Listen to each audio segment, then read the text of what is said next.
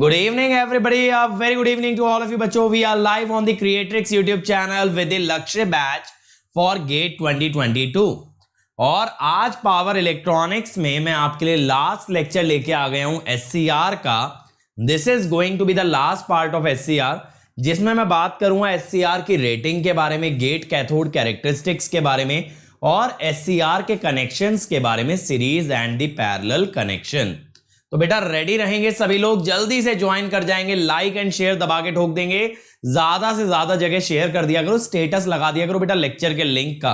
ठीक है, WhatsApp, Telegram, Instagram, Facebook, हर जगह हल्ला मच जाना चाहिए, आग लग जानी चाहिए. सारे बच्चे यहां पे होने चाहिए as soon as the clock strike 6 PM. Okay चलो, तो let me start by first introducing myself. My name is Ankit Goyal. I got AIR1 twice in GATE in 2014 and 2018. I was awarded President of India Gold Medal in the year 2013 when I graduated from IIT Indore. Till date, I have trained more than 1 lakh students in the online and the offline classes, and I am currently working as a director at an academy for GATE department. अब मेरे बारे में ये सारी बातें बहुत से बच्चे जानते हैं, लेकिन बच्चों what matters the most कि ये जो टीम है that is actually creating a revolution in the field of GATE and ESE education. ठीक है, और यहां पे बेटा सबसे best quality education from the top educators of the country is being provided for free. लेकिन ये फ्री इनिशिएटिव सिर्फ यूट्यूब के माध्यम से आप तक नहीं पहुंचते हैं, इसमें हमें हेल्प करता है अनअकैडमी लर्निंग ऐप. तो अगर आप अनअकैडमी ऐप डाउनलोड करें तो वहां पे भी हमारे फ्री इनिशिएटिव्स एंजॉय कर सकते हो, simply by unlocking them using the code Ankit ESE. ठीक है भैया, बड़ा सिंपल सा तरीका. चलो, अदर देन दिस बेटा देखो, मेरी स्पेशल क्लासेस सारी यहां पे प्रेजेंट रहती हैं. मैं डेली अपडेट कर देता हूं अपनी स्पेशल क्लासेस को, तो यहां पे जाना, अपकमिंग के अंदर जाओगे, हमें पाओगे कि कौन सी क्लास हम कब लेने वाले हैं. तो आप लोग ज्वाइन कर सकते हो यहां पे. ठीक है, देन बेटा आप चाहो तो प्लस पे आ सकते हो. प्लस पे क्या मिलेंगे? इंडिया के सभी टॉप एजुकेटर्स के live class on a single platform, जो कि आपको कराएंगे कॉम्प्रिहेंसिव के साथ साथ क्रैश कोर्स. ना सिर्फ इतना, आपको मिलेगा daily assignment, weekly test, test series, question bank, और कर दिए जाएंगे आपके सारे डाउट सॉल्व. एक सब्सक्रिप्शन के अंदर आपको सारी ब्रांचेस, सारे बैचेस मिलेंगे. GATE, ESE, PSU, state AE, हर तरह का बैच मिलेगा. और ना सिर्फ इतना, आप अगर कोई क्लास मिस कर गए तो आपको उसका रिकॉर्डेड वर्जन भी मिलेगा. बट अगर और आगे जाना है देन गो विद आइकॉनिक. वहां ये सब के साथ पर्सनल कोच मिलता है, जो पूरा स्टडी प्लानर बनवाता है आप लोगों के लिए. आपके लिए टीचर्स कंडक्ट करते हैं बेटा स्टडी बूस्टर सेशन. आपको मिलता है टेस्ट एनालिसिस, स्टडी मटेरियल और एक डेडिकेटेड टीम जो आपके सारे डाउट आंसर करती है. तो यहां पे बेटा अगर आप कोड लगा देते हो ना अंकित ESE, तो इमीडिएटली इस सब्सक्रिप्शन पे 10% डिस्काउंट मिल जाता है. मेरे साथ कनेक्ट हो जाओगे, मेरी पर्सनल गाइडेंस में तैयारी करोगे, और सिर्फ इतना ही क्यों, इस कोड से जुड़े और बहुत सारे बेनिफिट आपको मिल जाते हैं. और ये हमारा लेटेस्ट बैच है बेटा, जो 9 जून से स्टार्ट हुआ है. This is the final comprehensive batch. इसके बाद अब जो बैचेस आ रहे हैं, जैसे अभी आरोहन और लक्ष्य आने वाला है आपका नेक्स्ट वीक वेंसडे को, यानी कि कब, 23 जून को, राइट? हाँ, 23 जून को. तो वो बैचेस रहेंगे थोड़े से फास्ट ट्रैक, यानी वहां कोर्स थोड़ा सा जल्दी कराया जाएगा as compare to these batches. तो अगर आपको कॉम्प्रिहेंसिव कोर्स करना है तो 9 जून का बैच ज्वाइन करो, लेकिन अगर आपको जल्दी कोर्स कवर करना है then join the batch starting from 23 June. Other than that बेटा डेट मार्क कर लो, 20 जून. यहां 11 बजे होने वाला है अनअकैडमी कॉम्बैट. इसके अंदर आप एनरोल कर लीजिए using the code Ankit ESE, ताकि इस कॉम्बैट को एंजॉय कर पाए, अपना हुनर दिखा पाए और अच्छा परफॉर्म करने पे स्कॉलरशिप जीत पाए. ठीक है, अदर देन दैट बेटा प्राइजेस बढ़ने वाले हैं सब्सक्रिप्शन के साथ साथ. सब्सक्रिप्शन में ऐड हो रहा है डिजिटल नोट्स, तो जल्दी से जल्दी ज्वाइन करेंगे. ठीक है, तो डिजिटल नोट्स के अंदर आप हर लेक्चर के बाद बढ़िया तरीके से अपना सब्जेक्ट रिवाइज कर सकते हो, क्योंकि यहां पे आपको डिटेल में थ्योरी मिलेगी अलोंग विद द क्वेश्चन.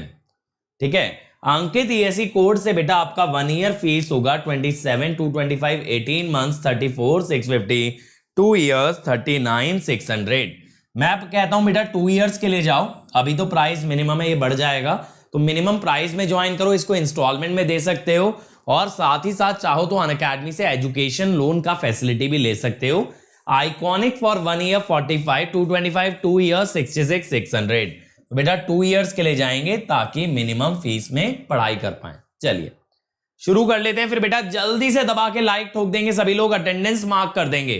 कोई भी बच्चा बिना अटेंडेंस के क्लास में नहीं बैठेगा। You have to mark your attendance by hitting the like button. और सभी लोग शेयर कर दें बेटा, क्योंकि अटेंडेंस रहेगी तभी नेक्स्ट यूनिट स्टार्ट हो पाएगी। ये यूनिट मतलब ये समझ लो कि कल इसका एंड हो जाएगा इस यूनिट का, ठीक है। बस क्वेश्चन बचेंगे, क्वेश्चन मैं आपको नेक्स्ट वीक कराने वाला हूं। तो आप लोग अगर मुझसे नेक्स्ट यूनिट पढ़ना चाहते हो, that is rectifier, then I need an increase in the attendance. इस तरह से बेटा, इसीलिए मैंने सब्जेक्ट को मॉड्यूल्स में डिवाइड किया था। कंडीशन यही थी, एक मॉड्यूल सक्सेसफुल तो नेक्स्ट मॉड्यूल लॉन्च, ठीक है। रितिका बेटा इस साल मैं यूट्यूब पे इलेक्ट्रिकल मशीन और पावर सिस्टम नहीं लूंगा, that will be only on Unacademy plus. Jitendra अभी विशाल सर का मैथ्स कंफर्म नहीं है, पहले सर ईसीई का सिलेबस निपटाएंगे, उनके लिए वो सब्जेक्ट ज्यादा जरूरी है, कम्युनिकेशन एंड ईएमएफटी। उसके बाद we can plan maths later on, but guaranteed नहीं है। If you want to study maths Unacademy पे Uma Maheshwar sir, Shrenik Jain sir, Pallav sir, बहुत ही अच्छे टीचर्स आपको मैथ्स के ऑलरेडी एग्जिस्टिंग मिलेंगे, तो you can cover the syllabus with them. चलो आ जाओ भाई, गेट कैथोड कैरेक्टरिस्टिक, ठीक है। गेट कैथोड कैरेक्टरिस्टिक में क्या होता है, देखो ध्यान से समझना। गेट कैथोड जंक्शन जो होता है बेटा, गेट कैथोड जंक्शन, ये आपकी डिवाइस के अंदर ना ये J3 जंक्शन होता है, J3। तो बेसिकली गेट और कैथोड का जंक्शन, गेट और कैथोड का जंक्शन आपका एक पीएन जंक्शन होता है। तो जब इसकी कैरेक्टरिस्टिक की बात आती है, यानी इसकी वोल्टेज और करंट के बीच का ग्राफ बनाएंगे, it will resemble the graph of a diode. समझ रहे हो? Gate cathode characteristics, gate cathode characteristic resemble that of a PN junction diode, that of a PN junction diode, ठीक है। पीएन जंक्शन डायोड की characteristic से वो resemble करती है। बात क्लियर हो रही है? अब देखो बेटा, यहां पे अगर आप ग्राफ देखें VG वर्सेस IG, देखो आप डायोड का ग्राफ कैसे देखे होगे अब तक। मैं एक बार डायोड का भी बना देता हूं ताकि आपको कंफ्यूजन ना रह जाए बच्चों। डायोड का जो ग्राफ आप पढ़ते हो ना, that is mainly I versus V, ठीक है। आप पढ़ते हो I diode versus V diode, और ग्राफ एक्सपोनेंशियल होता है भाई, ठीक है। अब आपने क्या किया है ना बेटा, इसकी एक्सिस एक्सचेंज कर दी है। आपने इसकी एक्सिस एक्सचेंज कर दी है, करंट वर्सेस वोल्टेज की जगह वोल्टेज वर्सेस करंट। तो obviously these are nothing but the diode characteristic. ये क्या है सर? ये है बेटा डायोड कैरेक्टरिस्टिक। अब डायोड कैरेक्टरिस्टिक में भी हमने एक मिनिमम और एक मैक्सिमम लिमिट सेट कर दिया। This is your maximum limit, ठीक है, ऊपर वाला कर्व, और नीचे है आपका मिनिमम लिमिट, मिनिमम लिमिट। और बेटा एक है आपके पास ये जो ग्राफ है, ये जो ग्राफ है ब्लू में जो मैं बना रहा हूं, this is the maximum power. आप जानते हो मैक्सिमम पावर वाला ग्राफ आपका हाइपरबोलिक होता है, तो इसीलिए ये वाला ग्राफ आपको it's just looking like a hyperbola. तो हम यहां पे क्या बोल रहे हैं, there are two limits, there are two limits in characteristic. One represents the minimum current and the other one represents the maximum current, ठीक है। देन अब यहां पे लिमिट्स, लिमिट्स क्या आती हैं? लिमिट्स देखो, लिमिट्स आपके पास आती हैं यहां पे क्या क्या, VG min, कि गेट की वोल्टेज VG min से लेके VG max तक हो सकती है, मिनिमम से नीचे ऑन नहीं होगा और मैक्सिमम के ऊपर डैमेज हो सकता है। ऐसी गेट करंट की लिमिट आती है IG min से बेटा IG max, और तीसरी आती है बच्चों आपके पास पावर डिसिपेशन की लिमिट, कि power through the gate junction which is VG/IG should be less than PG max, power should be less than PG max। और ये जो पावर वाली लिमिट होती है बेटा, that looks like a hyperbola, that looks like a hyperbola which is x into y is constant। ठीक है, x y is equal to constant. तो इस टाइप का ग्राफ आपको नजर आता है भाई गेट कैथोड कैरेक्टरिस्टिक के अंदर। तो देखो बेटा, ये जो लिमिट आपको दिख रही है ये मैक्सिमम वोल्टेज की हो गई, ये आपके पास मैक्सिमम करंट की हो गई, सिमिलरली ये मिनिमम वोल्टेज की लिमिट हो गई और ये मिनिमम करंट की लिमिट हो गई।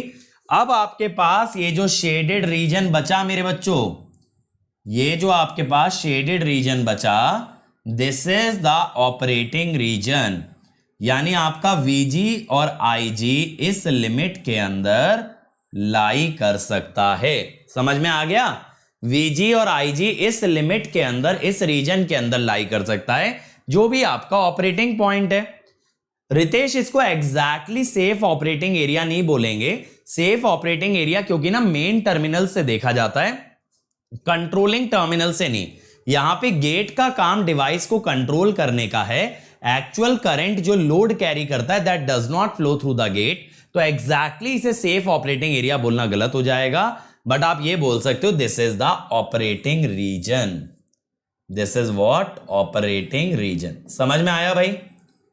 समझ में आया ना? कैरेक्टरिस्टिक में कुछ खास नहीं है, डायोड की तरह कैरेक्टरिस्टिक है, बट एक्सिस पलट दी गई है तो थोड़ा सा हटके दिखता है, सेम नहीं दिखता है डायोड वाला, क्योंकि थोड़ा सा अलग दिखेगा, एक्सिस आपने एक्सचेंज कर दी है। ठीक है, अब यहां पे देखो बेटा क्या होता है, ये हो गई मैक्सिमम वोल्टेज आपके पास, ये हो गई मिनिमम वोल्टेज आपके पास, और ये बीच में से आ गया आपके पास एक्चुअल कैरेक्टरिस्टिक। तो हम क्या बोल रहे हैं कि एक्चुअल कैरेक्टरिस्टिक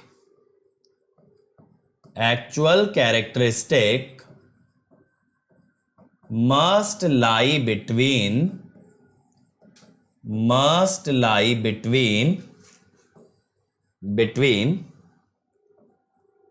minimum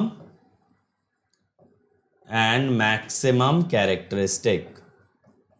और बच्चों वीडियो बुक का एक्सेस ग्रेजुअली सबको दिया जा रहा है, अभी अराउंड 700 बच्चों को दिया जा चुका है, मिल जाएगा, थोड़ा सा पेशेंट रहिए। ठीक है चेतन, अब देखो यहां पे कैसा सर्किट बनाते हैं बेटा इसको ट्रिगर करने के लिए। वैसे तो देखो आइसोलेशन भी देना चाहिए, लेकिन मैं बहुत सिंपल सा सर्किट दिखा रहा हूं। ठीक है, आइसोलेशन वगैरह वाला कॉम्प्लिकेट सा सर्किट नहीं बना रहा हूं, बहुत सिंपल सी चीज आपको दिखा रहा हूं।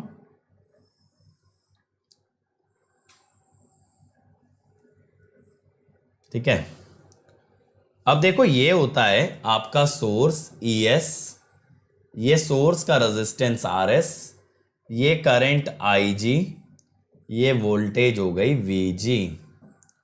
ठीक है, अब बेटा देखो VG और IG में एक ग्राफ एग्जिस्ट करता है, that is the actual characteristic. ये तो किसकी वजह से आ रहा है? ये आ रहा है बेटा आपका ड्यू टू SCR। किसकी वजह से आ रहा है?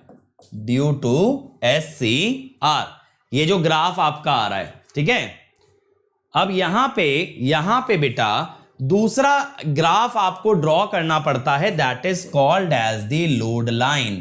क्या कहलाता है? Load line.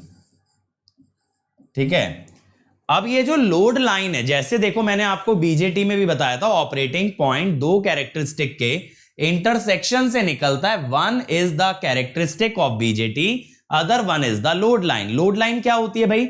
जो सर्किट आपका एक्सटर्नली कनेक्टेड है उसके ग्राफ को कहते हैं load line.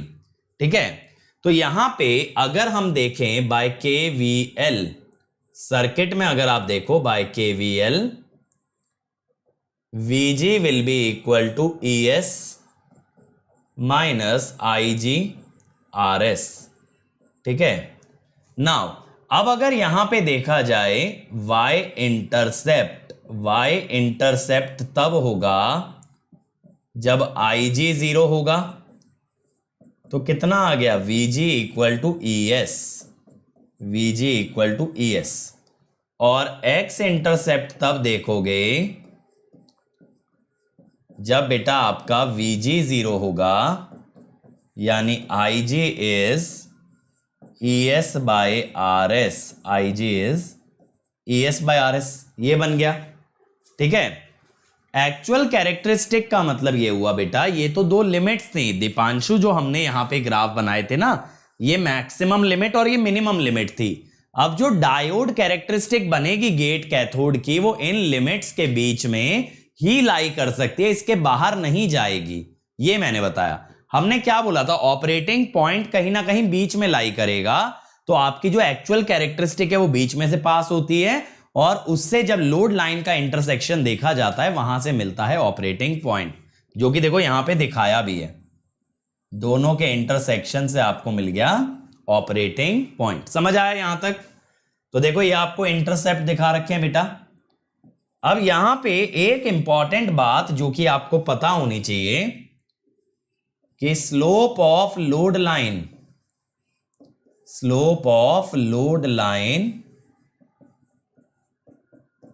is minus RS. Slope of load line is actually minus RS. ये समझ आया?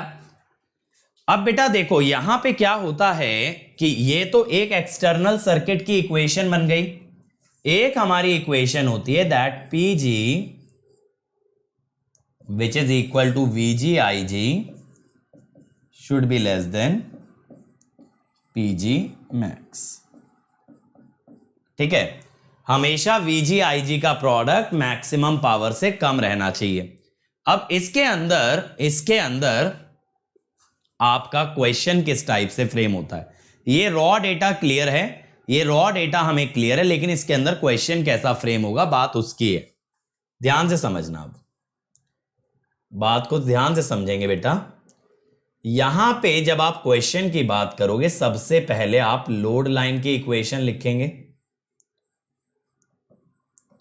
लोड लाइन की इक्वेशन होती है Vg is ES minus IG RS। ये जो IG होता है, ये IG मिन से मैक्स के बीच ही लाई करना चाहिए। अगर IG मिन दिया है तो उससे बड़ा हो और मैक्स दिया है तो उससे छोटा रहना चाहिए। ठीक है, एक तो ये इक्वेशन हो जाती है। दूसरा हम क्या कहते हैं, PG is VG IG। Now यहां पे दो तरह की पावर यूज की जा सकती हैं। Use PG equal to PG max अगर gate pulse width less than 100 microsecond हो। ठीक है, या फिर use PG equal to the average power rating if gate pulse width का मतलब है कितनी ड्यूरेशन के लिए गेट करंट आप अप्लाई कर रहे हो, ये रूल होता है। तीसरा क्या होता है,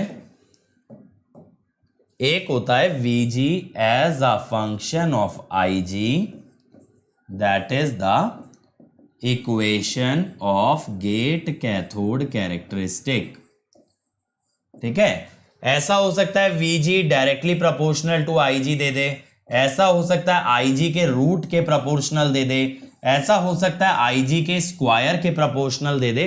वो Vg Ig में एक रिलेशन बता देगा आपको।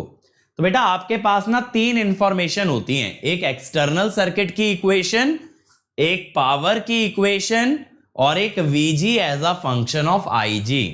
और यहां पे आप तीन अननोन निकाल सकते हो। अननोन क्या क्या हो सकते हैं, देखो ES या RS, एक अननोन यहां से होगा, एक होगा Vg, एक होगा Ig। ये 3 अननोन आपसे निकालने के लिए पूछे जा सकते हैं इसके क्वेश्चन में।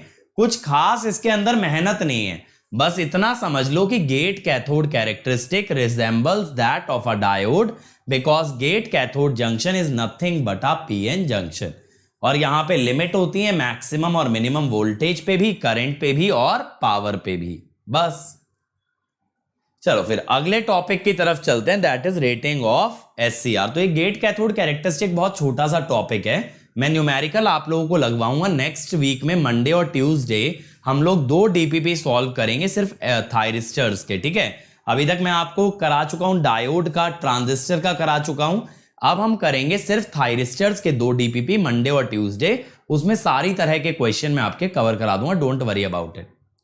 अब रेटिंग्स पे आ जाओ बेटा। एनोड वोल्टेज के अंदर 3 रेटिंग होती हैं, VDWM, that is the maximum forward voltage that the SCR can withstand। W का मतलब withstand, M का मतलब maximum, तो DWM maximum forward voltage that SCR can withstand। DRM peak transient voltage that SCR can withstand periodically। periodically का मतलब repetitively, इसीलिए are लगा रहे हो। ऐसी कौन सी वोल्टेज है जो बार बार आएगी बहुत कम ड्यूरेशन के लिए जो मेरा एससीआर झेल जाए? समझ रहे हो, बार बार आ रही है, मान लो हर 10 सेकंड में आ रही है, तो बार बार रिपीट हो रही है, लेकिन उसको एससीआर झेल जाए, उसका मैक्सिमम वैल्यू होता है VDRM। ये सब जो है ना, ये सब जो रेटिंग्स हैं, ये एससीआर जब खरीदते हैं ना, कोई भी आप सेमीकंडक्टर डिवाइस खरीदते हो, उसके साथ एक शीट आती है जिसे कहते हैं डेटा शीट। डेटा शीट क्या होती है? मैन्युफैक्चरर एक कागज देता है आपको जिसके अंदर उसकी सारी रेटिंग मेंशन्ड होती हैं। अब जब आप उस डेटा शीट को रीड करते हो तब आपको पता चलता है अच्छा जो डिवाइस हम खरीद रहे हैं इसके पैरामीटर्स क्या होंगे। मशीन में उसी चीज को आप नेम प्लेट कह देते हो। घर में कोई इक्विपमेंट खरीदते हो तो उसके साथ भी बेटा उसकी स्पेसिफिकेशन का एक चार्ट, एक बुकलेट आती है जिससे आप रीड कर सकते हो कि कितनी पावर कंज्यूम करेगा, कितने करंट पे चलता है, कितने वोल्टेज पे चलता है। तो ये सारी चीजें लिखी होती हैं उस शीट के अंदर, ठीक है। समझ रहे हो मेरी बात? रितेश बेटा ऐसा नहीं है, ये ब्रेक ओवर वोल्टेज नहीं है, it is not break over voltage, ठीक है। तो क्या होता है ना बेटा, जो पीक वोल्टेज होती है वो ज्यादा होती है, यानी एससीआर की रेटिंग काफी हाई होती है, हाई वोल्टेज झेल सकता है। चलो, VDSM peak value of surge voltage that does not repeat, यानी बेटा ये voltage once in a while आती है, ये बार बार नहीं आती है, समझ गए? ये वाली वोल्टेज बार बार रिपीट नहीं होगी। तो DRM में क्या था? जो वोल्टेज अगेन एंड अगेन आए, उस तरह की कितनी मैक्सिमम वोल्टेज एससीआर झेल सकता है DRM, और जो एक ही बार आए बट हाई आए वो कितनी झेल सकता है DSM। अब आप समझ सकते हो बेटा, obviously VDSM will be greater than VDRM, है ना भाई, ज्यादा ही होगा। जो एक ही बार वोल्टेज आ रही है तो that can handle in a higher value. VRRM, अब रिवर्स पे आ गए, peak reverse voltage that can be handled periodically यानी रिपीटेटिवली बार बार आ रही है, कितनी ऐसी वोल्टेज को आप झेल सकते हो। RWM peak reverse voltage that SCR can withstand, it is more like a DC voltage और कांस्टेंट वोल्टेज। समझ रहे हो? ये आपने लगातार लगा के छोड़ दी, ऐसी कितनी वोल्टेज वो झेल सकता है। RSM peak reverse voltage SCR can withstand without repeating, तो बेटा it is more like a surge. समझ रहे हो? देखो 3 वोल्टेज हैं, चाहे फॉरवर्ड में देखो चाहे रिवर्स में देखो, 3 वोल्टेज हैं। एक वो कांस्टेंट वोल्टेज, ध्यान से सुनना, एक वो कांस्टेंट वोल्टेज जो एससीआर पे लगा के छोड़ दें और वो झेल जाए, फिर चाहे फॉरवर्ड की बात करो चाहे रिवर्स की। एक वो वोल्टेज जो कम ड्यूरेशन के लिए आती है लेकिन अगेन एंड अगेन एससीआर में आती है, दैट इज रिपीटेटिव वोल्टेज, और एक जो वंस इन अ वाइल आती है, शॉर्ट ड्यूरेशन के लिए आती है, लेकिन साल में एक बार आ गई, महीने में एक बार आ गई, बहुत लंबे समय के बाद आती है, उसे कहते हैं सर्ज वोल्टेज। तो ऐसे 3 वोल्टेज रेटिंग बनती हैं एससीआर की। वीटी, वीटी क्या है बेटा? Drop across anode and cathode at a specified forward current. जैसे मान लो हम ये कहें कि मैं एससीआर को ऑन तब मानता हूं जब उसमें 1 एम्पियर करंट आने लगता है। ध्यान से सुनना, आप ऑन की एक कंडीशन दोगे, समझ रहे हो? ऑन की एक कंडीशन तो दोगे ना कि भाई 1 एम्पियर करंट को मैं ऑन कहूंगा, 2 एम्पियर को मैं ऑन कहूंगा। तो जब आप एक करंट स्पेसिफाई कर दिए, उस समय पे एससीआर के अक्रॉस कितना ड्रॉप आएगा, that is called as VT, voltage drop across anode and cathode at a specified forward current. DV by D rating, ये तो मैं आपको बहुत अच्छे से समझा चुका हूं। Maximum value of DV by D, जो कि आप एससीआर पे अप्लाई कर सकते हो विदाउट एक्चुअली ट्रिगरिंग इट, बिना उसे चालू किए कितना मैक्सिमम डीवी बाई डी लगा सकते हो, that is DV by D rating. हम क्या बोलते हैं बेटा कि अगर DV by D is greater than dV by dt rated, in such a case SCR turns on, right?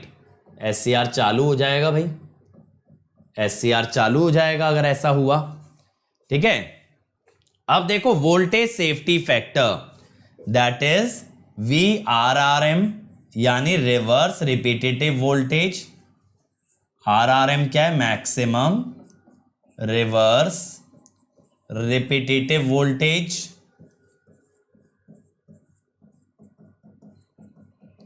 है ना।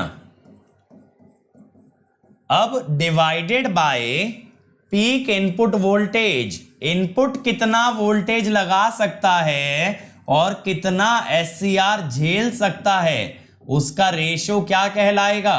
Safety factor. अगर मान लो एक एससीआर खरीद के लाया जो 1 किलो वोल्ट तक झेल सकता था, लेकिन इनपुट ने मात्र 500 वोल्ट लगाया, यानी आपने 2 का सेफ्टी फैक्टर लेके चले हो, जो उसकी रेटिंग है उससे आधी ही वोल्टेज अप्लाई कर रहे हो। लास्ट है फिंगर वोल्टेज। बेटा ये वाली चीज इंपॉर्टेंट है। देखो इन रेटिंग्स पे सब पे सवाल नहीं आ सकता, बट क्या होता है ना, अदर एग्जाम्स के अंदर 1 मार्क क्वेश्चन रेटिंग के नाम पे आ जाता है। तो DV by D rating important है, इस पे मैंने आपको स्नबर का क्वेश्चन भी कराया है।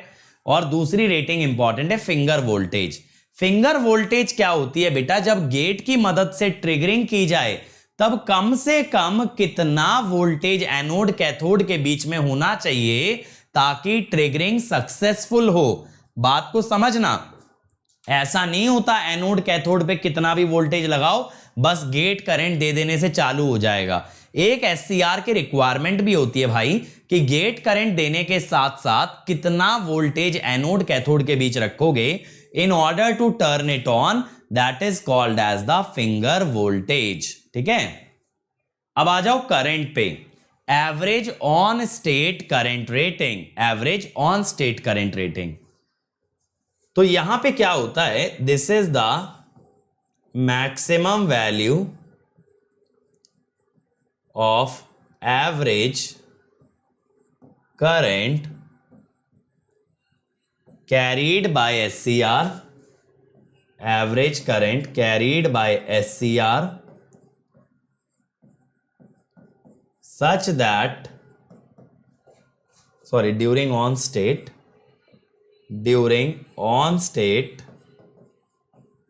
such that power dissipation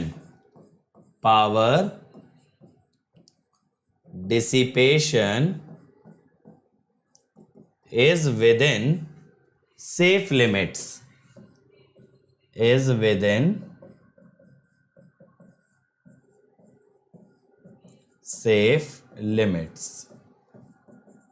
ठीक है। अब देखो यहां पे क्या होता है बेटा कि एक तरीका तो ये होता है कि पावर अगर आपकी वोल्टेज इंटू एवरेज करंट है, एक तरीका तो ये होगा कि power is V on into I average that stage less than maximum power, correct. लेकिन ज्यादातर क्या होता है ना बच्चों, ज्यादातर क्या होता है, हमारे पास एक आरएमएस करंट की रेटिंग होती है, एक आरएमएस करंट की रेटिंग होती है which is related to the power dissipation, और ऑन स्टेट की रेटिंग उसके अनुसार ली जाती है। हम एक्चुअली क्या कहते हैं, I average is I RMS by form factor. Form factor तो मुझे लगता है आप लोग समझते होंगे, आरएमएस अपॉन एवरेज को फॉर्म फैक्टर कहा जाता है किसी भी ग्राफ के। अब यहां पे I RMS is the RMS on state current rating, on state current rating, और ये फिक्स होती है, इट इज फिक्स्ड। ठीक है, तो इसके बारे में भी समझाता हूं, फिर इन दोनों का रिलेशन ज्यादा अच्छे से समझ आएगा। ठीक है, अक्षय बेटा वीडियो एक बार पीछे करके रिपीट कर लो। आरएमएस ऑन स्टेट करंट, अब ये आरएमएस ऑन स्टेट करंट क्या चीज है, देखो, if SCR power dissipation is computed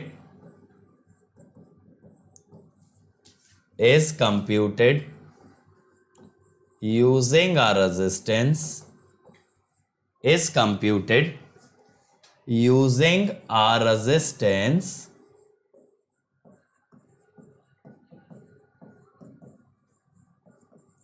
then power is I RMS square into R on।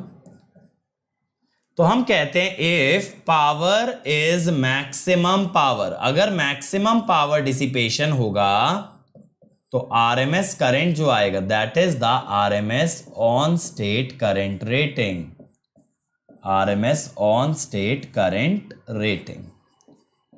ठीक है, अब बेटा ये एक फिक्स वैल्यू आ जाएगी इस रिलेशन से, पावर वाले रिलेशन से I RMS on state current rating एक फिक्स वैल्यू आ गई। अब मेरे बच्चों यहां पे क्या होगा, ध्यान से समझिएगा, यहां पे क्या होगा, यहां पे it is fixed irrespective of waveform, irrespective of waveform. लेकिन अगर आप करंट का वेवफॉर्म बदले, अगर आप करंट का वेवफॉर्म बदले तो उसका फॉर्म फैक्टर बदलेगा भाई।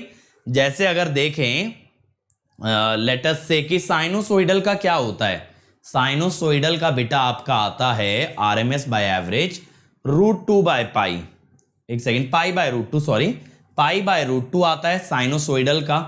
अगर ट्रायंगल की बात करें, ट्रायंगल का 2 बाय √3 आता है। तो अलग अलग वेवफॉर्म का if current waveform passing through SCR is changed, current waveform passing through SCR is changed,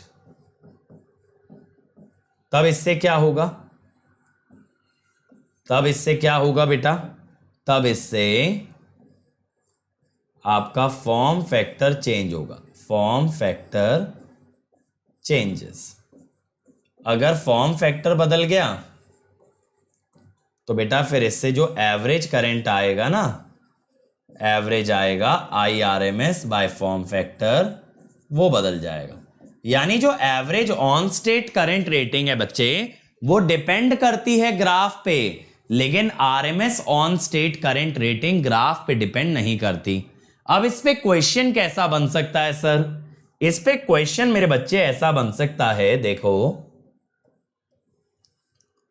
कि मैं आपको ना ऐसा एक करंट दे दूं, सपोज मैंने एक ऐसा करंट दे दिया, समझना, जो कि एग्जैक्टली साइनोसोइडल नहीं है, साइन का कुछ हिस्सा दे रहा हूं। जैसे देखो यहां से यहां तक करंट दे दिया, सपोज मान लो मैंने 30 से 150 तक दे दिया। ये IM मुझे नहीं पता क्या है, ठीक है, सपोज मुझे IM नहीं पता क्या है अब, लेकिन मैंने आपको क्या बता दिया, यहां पे RMS ऑन स्टेट करंट मैंने दे दिया, मान लो ये गिवन है। तो बेटा RMS करंट से IM निकाल सकते हो?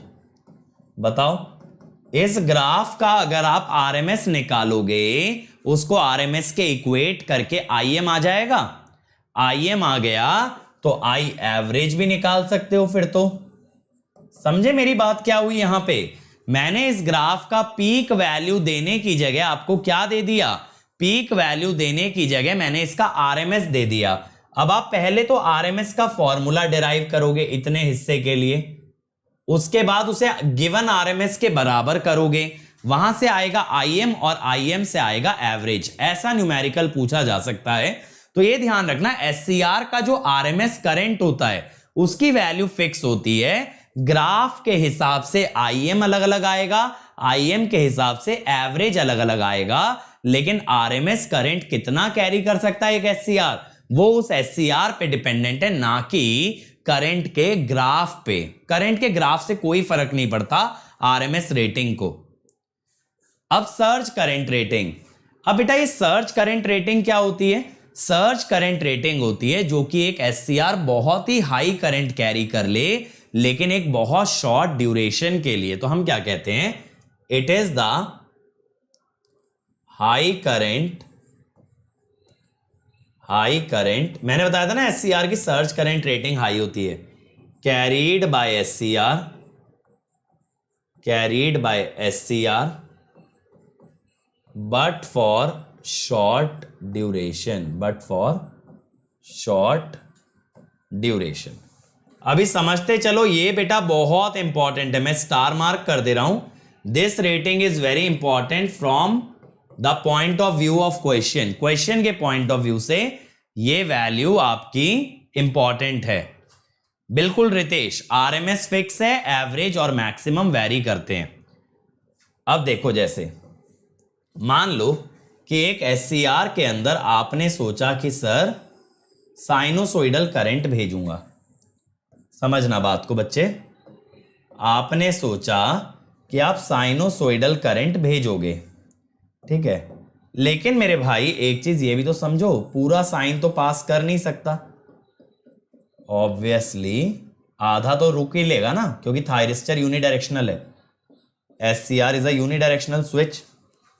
तो SCR can not pass negative cycle of current.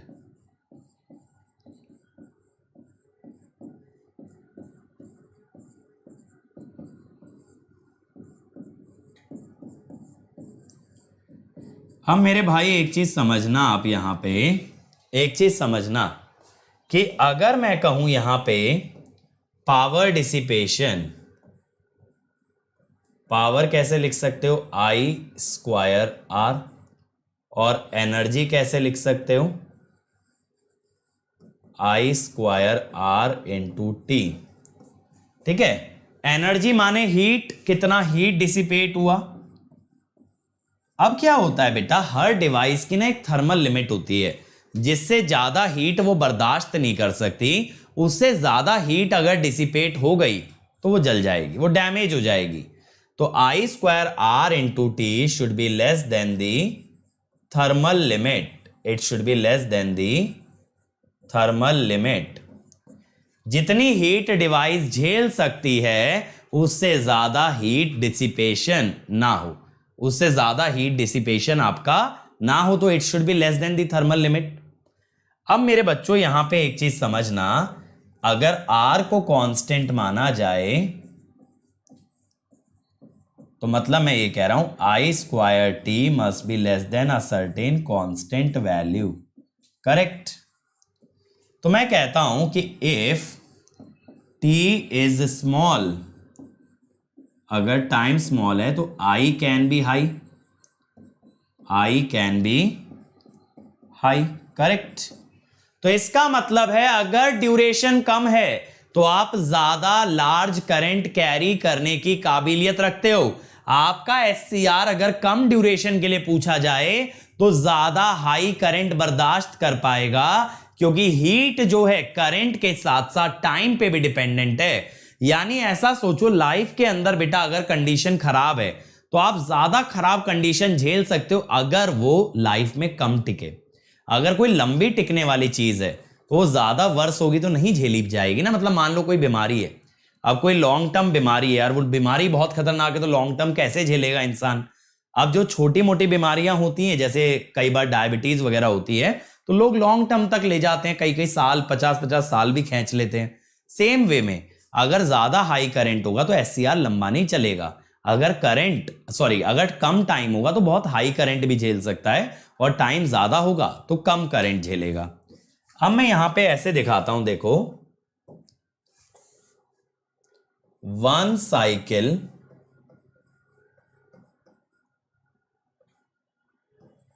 Surge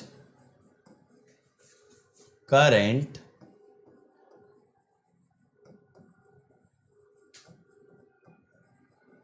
rating,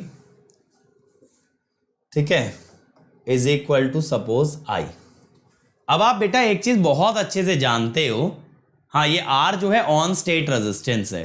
अब आप एक चीज बहुत अच्छे से जानते हो कि एक पूरी साइकिल में करंट पूरी साइकिल एग्जिस्ट नहीं करता, सिर्फ आधी साइकिल एग्जिस्ट करता है, ठीक है। तो 1 साइकिल सर्ज करंट रेटिंग अगर आई है तो दिस करंट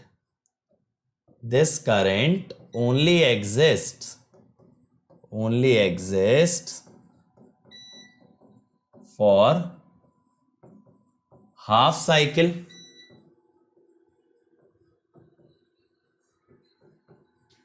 ठीक है। अब मैं कहता हूं कि सब साइकिल माने साइकिल का कुछ हिस्सा, सब साइकिल सर्ज करंट रेटिंग,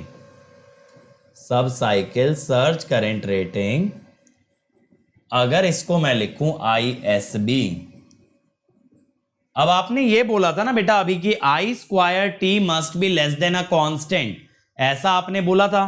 तो अगर आप सब साइकिल की बात कर रहे हो तो आप ऐसा लिखोगे ISB² into T is I² into T/2, ठीक है। अगर आप सब साइकिल का करंट ले रहे हो तो ISB² इंटू T, ठीक है, is equal to I² into T/2। T/2 क्यों लिया? क्योंकि बेटा ये जो 1 साइकिल सर्ज करंट रेटिंग था that only existed for half cycle, ये फुल साइकिल में एग्जिस्ट नहीं करता है, फुल साइकिल में एग्जिस्ट नहीं करता है, ठीक है। तो अब यहां पे देखो जैसे for half cycle surge current rating,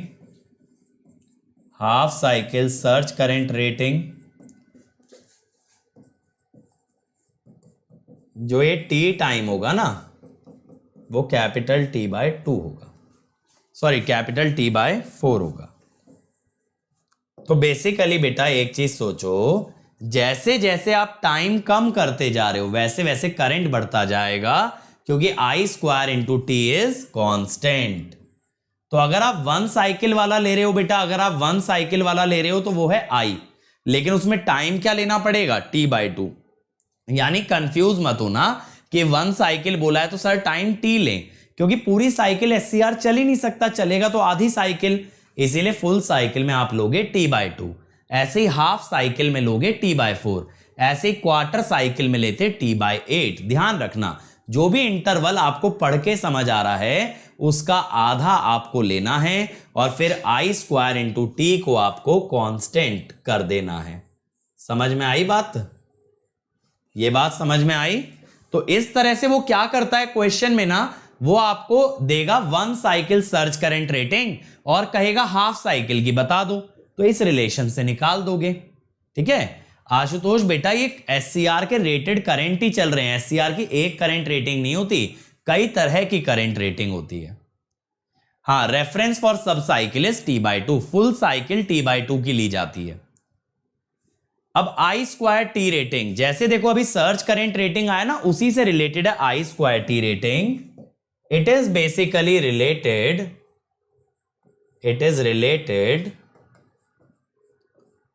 to maximum heat dissipation, maximum heat dissipation in a SCR। ठीक है, अब I स्क्वायर टी रेटिंग कैसे निकालते हैं? If one cycle surge current rating, if one cycle surge current rating is I,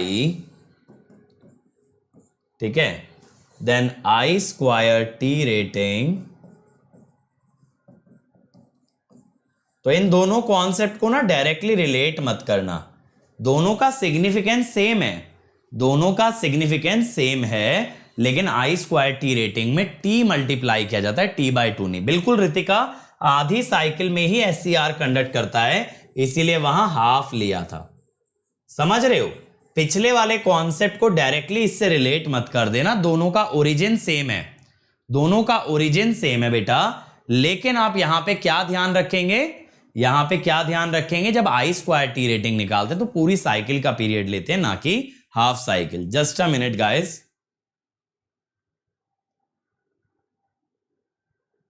चलो समझ में आया? तो आई स्क्वायर टी रेटिंग में फुल टाइम पीरियड लिया जाता है, लेकिन सर्ज करंट रेटिंग में हाफ लेते हैं। अब D I by D T rating, ये तो मैं आपको बता ही चुका हूं। For high values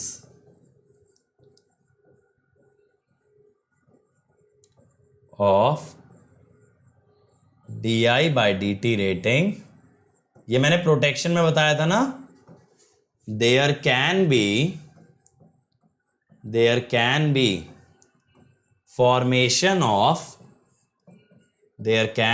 formation of local hotspot which can thermally damage the SCR, which can thermally damage SCR। तो इसीलिए di by dt को हम क्या करते हैं, we reduce di by dt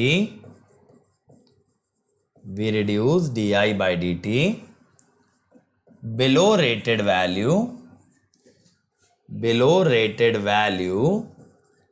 by use of series inductor,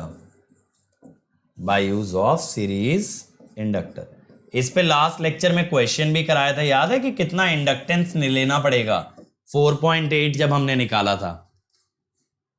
अब देखो बेटा, इससे पहले कनेक्शन पे बढ़े, मैं आपको बता देता हूं रेटिंग्स में इंपॉर्टेंट पॉइंट्स। ठीक है,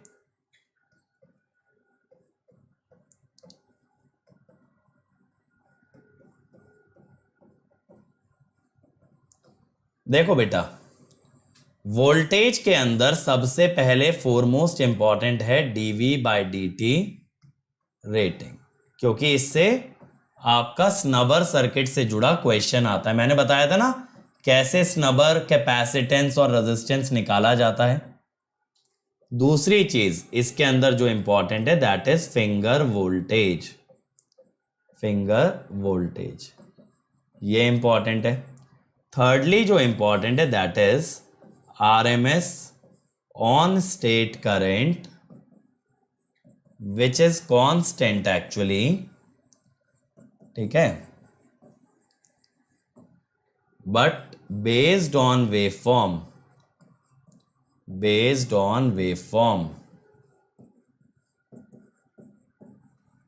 IM and I average will vary। ठीक है, वेवफॉर्म के अनुसार IM और I एवरेज वेरी करते हैं। ठीक है बेटा, एक ग्राफ के एवरेज और RMS में जो फर्क है वही फर्क है एवरेज और RMS में। मतलब तुम भी अजीब बात कर रहे हो सर, इसमें फर्क क्या है? एवरेज और RMS सेम होते हैं क्या कभी? ठीक है, इसके बाद बेटा one cycle surge current rating, इस पे न्यूमेरिकल आ सकता है। मैं आपको बता रहा हूं कि क्वेश्चन कहां से बनते हैं। One cycle surge current rating is I और सब cycle surge current rating is ISB। तो हम क्या कहते हैं, I square into T/2 is ISB square into T। और पांचवा जो यहां पे क्वेश्चन बनता है that is I square T rating, that is actually I square into T। ठीक है, ये सारी वैल्यूज आपसे पूछी जाती हैं। ठीक है, ये सारी वैल्यूज आपसे पूछी जाती हैं। मोहन बेटा एक आध दिन में रिज्यूम हो जाएगी विशाल सर की क्लास। ठीक है, इतने जो भी पीछे का आप लोग रिवाइज करके रखो फिर, ताकि सर के साथ लाइव अटेंड कर पाओ। अब आ जाओ भाई कनेक्शन ऑफ SCR। अब SCR को बेटा दो तरीके से कनेक्ट किया जा सकता है, एक सीरीज एक पैरेलल। सर सीरीज में क्यों कनेक्ट करते हैं? बेटा सीरीज में कनेक्ट करते हैं वोल्टेज रेटिंग बढ़ाने के लिए। वोल्टेज कौन सी होती है? Blocking voltage. देखो क्या होता है, जब SCR ऑफ होता है तभी तो उसके अक्रॉस वोल्टेज आती है, ऑन स्टेट की वोल्टेज तो ना के बराबर है। तो जब मैं SCR की वोल्टेज रेटिंग, ठीक है, SCR की वोल्टेज रेटिंग की मैं बात करता हूं, then it is basically the voltage across the SCR during blocking state. तो हम ये चाहते हैं जब SCR ऑफ हो तब ज्यादा वोल्टेज झेल पाए। ऐसा समझो, मान लो मैं HVDC सिस्टम का यूज कर रहा हूं। ठीक है, अब आप जानते हो HVDC के अंदर रेक्टिफायर और इन्वर्टर्स की जरूरत पड़ती है। अब बेटा वहां HVDC मान लो मैंने बना दी 11 kV की, सपोज एक एग्जांपल 11 kV की बना दी। अब 11 kV की लाइन है लेकिन 11 kV का SCR तो नहीं है, 11 kV का मेरे पास SCR नहीं है। मान लो मेरे पास 11 kV के SCR हैं, तो मैं 11 kV के लिए एक बार को सोचूंगा कि ऐसे 11 SCR अगर मैं सीरीज में कनेक्ट कर दूं तो हर SCR अगर 11 kV लेगा then the total will be 11 kV। समझ में आया? समझ में आया भाई? जल्दी से मुझे बताओ, सीरीज में जोड़ोगे तो क्या होगा कि जो वोल्टेजेस हैं वो ऐड हो जाएंगी and the combination can handle more voltage. ऐसी बेटा पैरेलल कनेक्शन में, पैरेलल में क्या होता है, मान लो आपके सिस्टम में, पावर सिस्टम में हाई करंट है। अब उतने हाई करंट का एक इकलौता SCR कंस्ट्रक्ट करना मुश्किल है, तो आप क्या करोगे, आप मल्टीपल SCR को पैरेलल में जोड़ दोगे ताकि total current is sum of all the currents. तो अगर आपको बेटा करंट रेटिंग बढ़ानी है तो पैरेलल कनेक्शन, वोल्टेज रेटिंग बढ़ानी है तो सीरीज कनेक्शन। लेकिन ये जितना सिंपल दिखता है उतना होता नहीं है। तो बेटा इसमें सबसे पहले मैं आपको बताता हूं स्ट्रिंग एफिशिएंसी। स्ट्रिंग एफिशिएंसी क्या होती है? String efficiency indicates how efficiently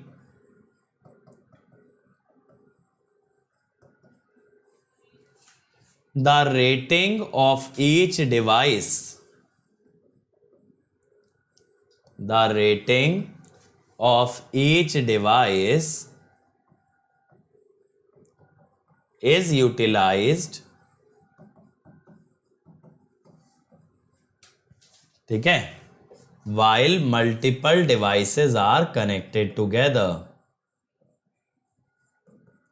while multiple devices are connected together।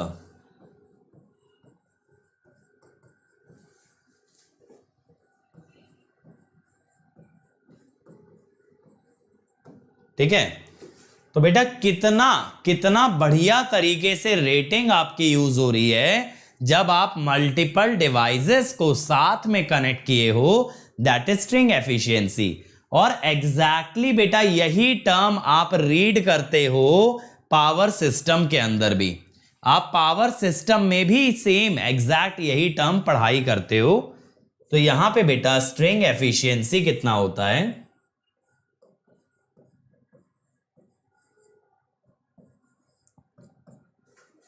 ये होता है voltage rating of series connection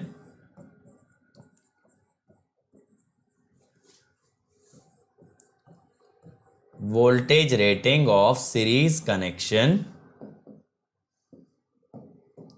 divided by number of SCR जो कि सीरीज में कनेक्ट किए गए हैं इनटू मैक्सिमम वोल्टेज रेटिंग। जैसे SCR अलग अलग रेटिंग के हो सकते हैं ना, उनमें से जिसकी मैक्सिमम है उसकी रेटिंग ली जाए। SCR हो सकता है एक 10 kV का है, एक 5 kV का है, तो 10 kV वाला आप यहां पे लेंगे।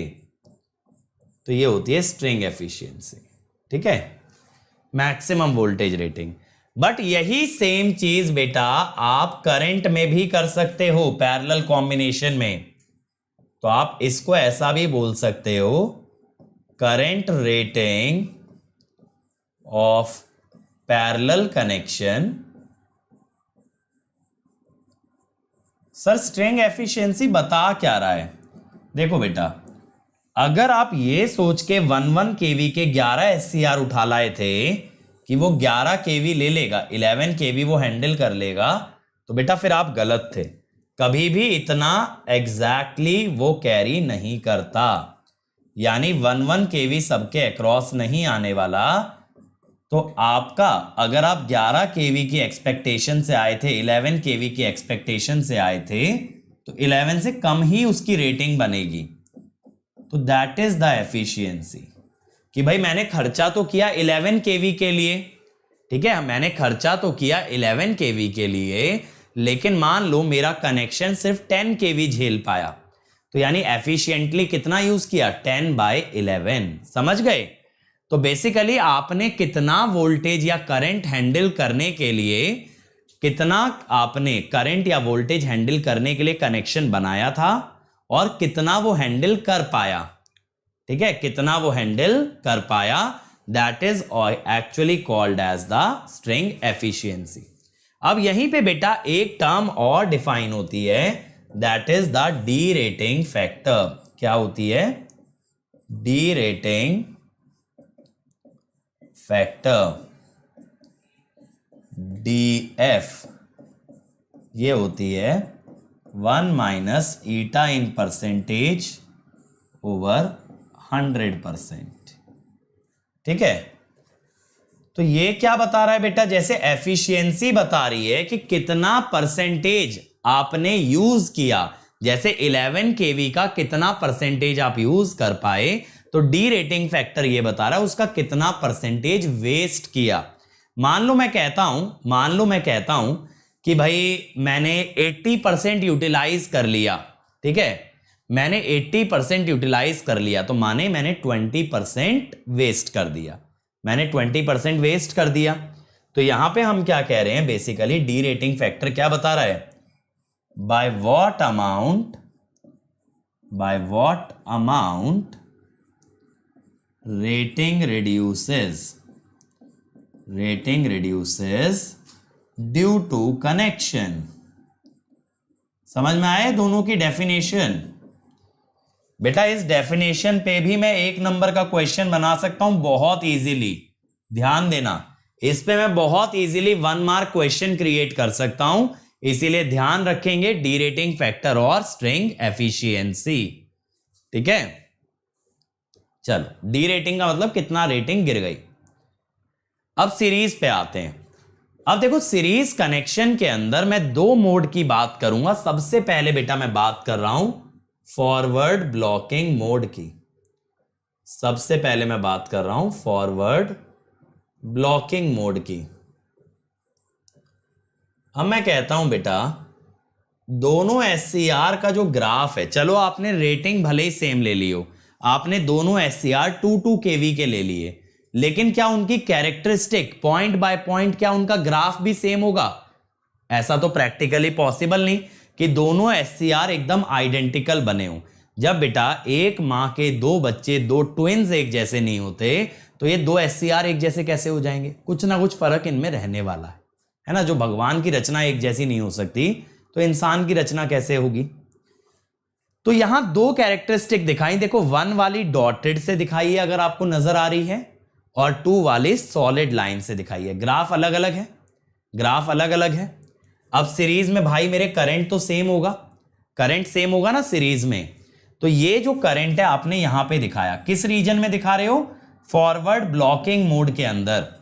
फॉरवर्ड ब्लॉकिंग मोड के अंदर आपने करंट दिखाया आई नॉट। तो बेटा एक SCR का वोल्टेज आया V2 और दूसरे का आया V1। इसका मतलब जब ये सीरीज में जुड़े, ठीक है, जिसमें जब ये सीरीज में जुड़े बेटा, तो इनका वोल्टेज बराबर नहीं बटा। अब मान लो यार आपको कॉलेज में प्रोजेक्ट दिया जाए, ठीक, अब आप लोग करते होगे ग्रुप प्रोजेक्ट, बहुत सारे लोग किए होंगे।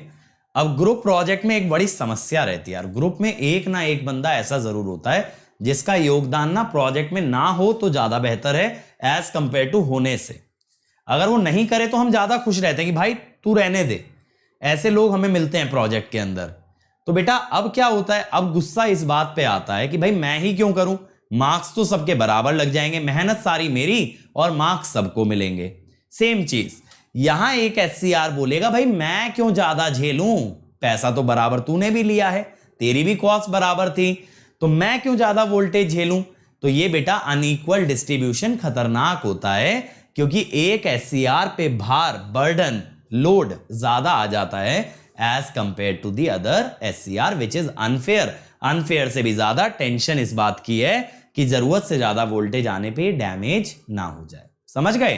तो क्या होता है, हम लिखते हैं इस पॉइंट को, characteristics of two SCR connected in series are not identical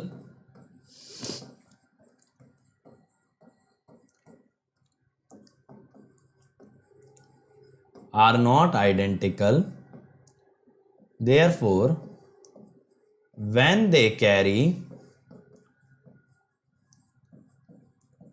same current in forward blocking mode,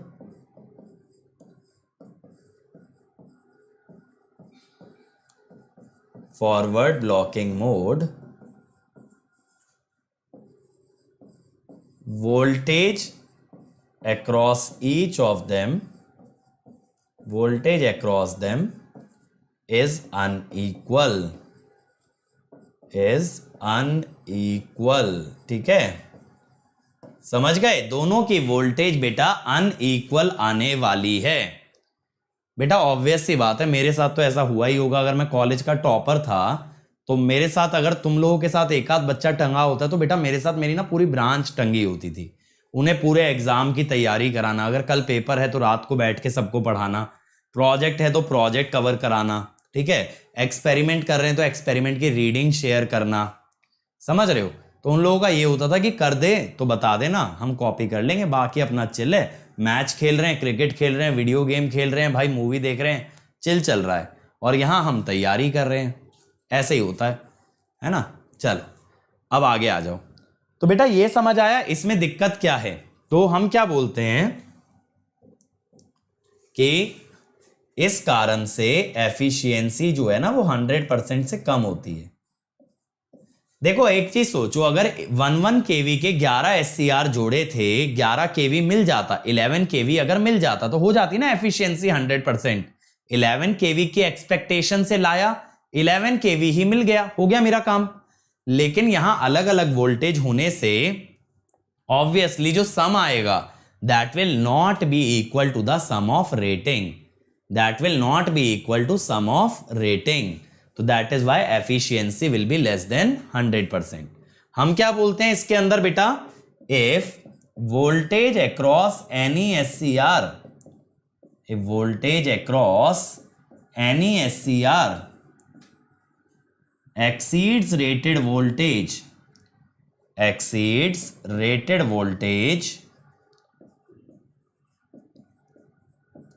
then SCR may get damaged.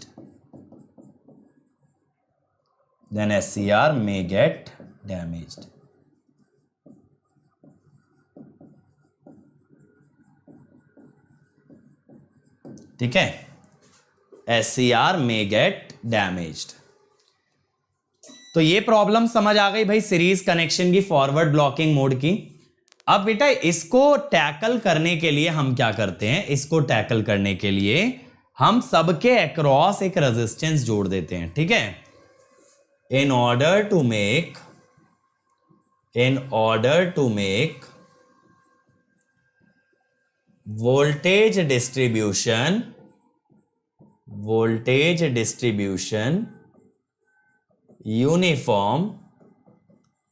voltage distribution uniform, we use static equalizing circuit,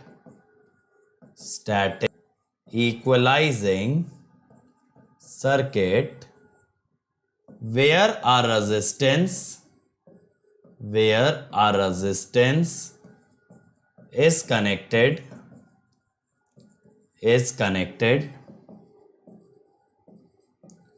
across each SCR। अब देखो इस resistance का ना derivation किया जा सकता है value का, लेकिन डेरिवेशन किसी एग्जाम में पूछते नहीं, पूछेगा तो न्यूमेरिकल, इसलिए मैं आपको वैल्यू लिखवा दे रहा हूं इस रेजिस्टेंस की।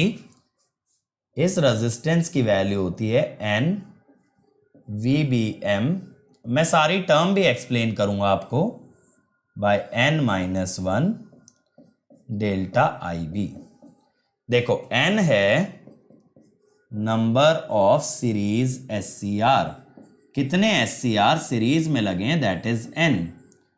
VBM is maximum blocking voltage, basically उसकी वोल्टेज रेटिंग हो गई ना। अब जिस SCR की मैक्सिमम है वो ले लेना, VBM मैक्सिमम ब्लॉकिंग। मैंने बताया ना सबकी अलग अलग हो सकती है, ठीक है। अब यहां पे VS is the string voltage, वो तो दिख ही रहा है आपको ग्राफ के अंदर, VS is the string voltage. और delta IB is IB max minus IB min. IB का मतलब है ब्लॉकिंग करंट, ब्लॉकिंग स्टेट में जो करंट फ्लो करे, करंट ड्यूरिंग ब्लॉकिंग स्टेट, ठीक है।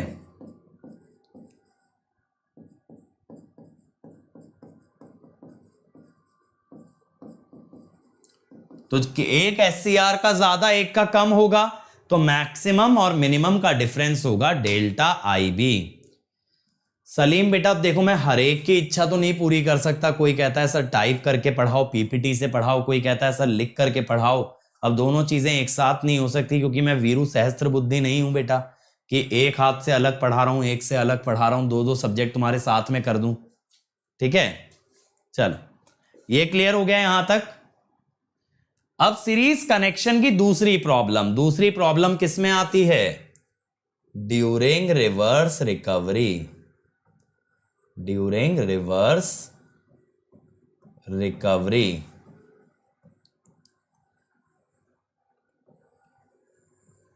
ठीक है, दूसरी प्रॉब्लम है रिवर्स रिकवरी में। अब रिवर्स रिकवरी में क्या प्रॉब्लम है कि भैया यहां पे अलग अलग SCR के अंदर अलग अलग चार्ज स्टोर्ड हो सकता है, ठीक है। अलग अलग SCR के अंदर अलग अलग चार्ज स्टोर हो सकता है, तो उनका रिकवरी टाइम भी अलग अलग होगा। कोई जल्दी रिकवर करेगा तो कोई देर में रिकवर करेगा, सब लोग एक साथ तो रिकवर करेंगे नहीं। अब जैसे मान लो हमारी क्लास में अभी मुझे जैसे नाम दिख रहा है पंकज है और राम है, इनका ब्रेकअप हो गया, आपस में नहीं भाई, ऐसा मैं कुछ नहीं बताना चाह रहा हूं विच इज वेरी कॉन्ट्रोवर्शियल।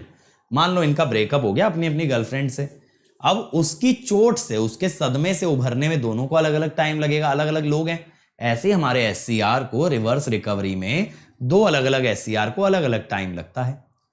अब इस कारणवश क्या होता है, अगर आप एक ही टाइम पे देखें, एक ही टाइम जैसे T1 पे देखें, तो दोनों SCR के अक्रॉस अलग अलग वोल्टेज है। या फिर आप ऐसे देख लो, अगर T2 के टाइम पे देखें, एक तो रिकवर कर गया तो सारी वोल्टेज किसके अक्रॉस आ जाएगी, दूसरे के अक्रॉस आ जाएगी, है ना। इस तरह से भी समझ सकते हो। तो इस कारण से क्या होता है, रिवर्स रिकवरी के दौरान अलग अलग वोल्टेज SCR के अक्रॉस प्रोड्यूस होती है, तो हम क्या बोलते हैं, different SCR have different value of reverse recovery charge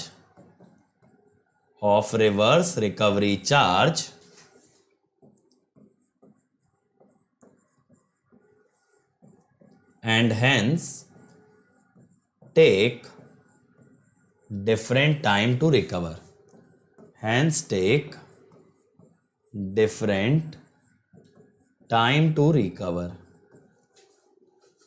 ठीक है, अलग अलग टाइम लगेगा भाई रिकवर करने में। अब क्या होता है बेटा कि एट T1 SCR कौन से वाला, SCR 1, जैसे इसको एक काम करो, इसको 1 बोल दो और इसको 2 बोल दो। SCR 1 has reverse voltage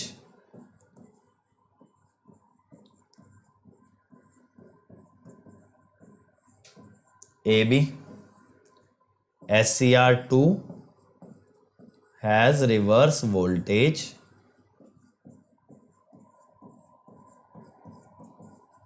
AC। ठीक है, दूसरी चीज आप समझो, SCR 1 रिकवर्स फास्टर। अब जब ये रिकवर कर चुका है भाई, so it will have to handle और it will have to block entire reverse voltage. It will have to block entire reverse voltage। ठीक है भाई, जो पहले रिकवर कर गया वही सबका भार उठाएगा। ठीक है, वही सबका भार उठाएगा, समझ रहे हो मेरी बात को। तो जो पहले रिकवर कर गया तो ये फिर उसकी जिम्मेदारी बन जाती है कि वही सारी रिवर्स वोल्टेज को ब्लॉक करेगा। ठीक है बेटा, अनअकैडमी में बोर्ड पे तो नहीं पढ़ाया जाता, लेकिन हाँ हिंदी में ही पढ़ाया जाता है। वहां पे पेन टैब पे पढ़ाया जाता है, विच इज मोर कंफर्टेबल, क्योंकि इंटरेक्शन ज्यादा होता है। अभी मैं क्या आधे टाइम बोर्ड पे लिखता रहता हूं तुम्हारी तरफ कमर करके, ना तुम्हारे कमेंट देख सकता ना तुमसे बात कर सकता, ये लिमिटेशन हट जाता है। अब सुनो मेरी बात को। तो बेटा जो पहले रिकवर कर गया, क्योंकि दूसरा तो अभी रिकवर किया नहीं, दूसरा तो अभी इस काबिल नहीं हुआ कि वो वोल्टेज को झेल पाए, तो जो रिकवर कर गया फिर ये उसकी जिम्मेदारी बन जाती है कि वही सारी वोल्टेज को झेलेगा। और अगेन फिर ये अनफेयर हो गया कि भैया एक की जिम्मेदारी है, दूसरा तो फ्री घूम रहा है। अब इसके लिए क्या करते हैं ना बेटा, इसके लिए डायनामिक इक्वलाइजिंग सर्किट लगाते हैं। डायनामिक इक्वलाइजिंग सर्किट में क्या करते हैं, connect one capacitor across each SCR। अब आप कहोगे सर ये डायोड और रेजिस्टेंस किस लिए है? ये स्नबर की तरह सोचो, RC लिमिट्स, स्नबर की तरह बता रहा हूं, RC limits discharging current of C। याद है मैंने स्नबर में बताया था पिछले लेक्चर में ही कि रेजिस्टेंस इसलिए लगाते हैं जो कि डिस्चार्जिंग करंट को लिमिट कर दे। दूसरी चीज, diode is active during charging of C। जब C चार्ज हो रहा है ना तब डायोड एक्टिव है, during charging of C, charging के दौरान डायोड काम करता है। अब यहां पे बेटा ये जो C की वैल्यू होती है ये होती है n-1 डेल्टा Q बाय n VBM माइनस VS। अब VBM VS तो मैं बता ही चुका था आपको। ठीक है, डेल्टा Q क्या है, QRR मैक्स। देखो सबका अलग अलग रिवर्स रिकवरी चार्ज है ना, तो रिवर्स रिकवरी चार्ज का डिफरेंस ले रहे हो, दैट इज डेल्टा Q। तो ये C की वैल्यू भी निकालने के लिए 1 मार्क में आ सकती है। वैसे गेट में नहीं पूछा जाता है series parallel connection, don't worry about it, लेकिन अदर एग्जाम्स में R और C का फॉर्मूला याद कर लेना गेट में नहीं आएगा। ठीक है बेटा, तो यहां पे देखो हमने डेल्टा क्यू आपको दिखाया भी है, ये डेल्टा क्यू हमने आपको दिखाया भी है, that is the difference in the reverse recovery charge. तो यहां पे सी आपका आ जाता है n-1 delta Q by n VBM minus VS। ठीक है ना, और R ये भी याद कर लेना भाई, मैं पहले लिखवा चुका, फॉर्मूला देखो सेम ही है, बस ये ध्यान रखना कैपेसिटेंस होती है Q by C, sorry Q by V, और रेजिस्टेंस होता है V बाय I। जल्दी क्लास कंप्लीट करिए, ऐसा क्यों भाई, है भाई, प्रेशर बन गया पढ़ते पढ़ते, दिमाग पे, गलत मत समझना, दिमाग पे बोल रहा हूं, दिमाग पे ज्यादा प्रेशर बन गया। चलो आगे आते हैं, पैरेलल कनेक्शन।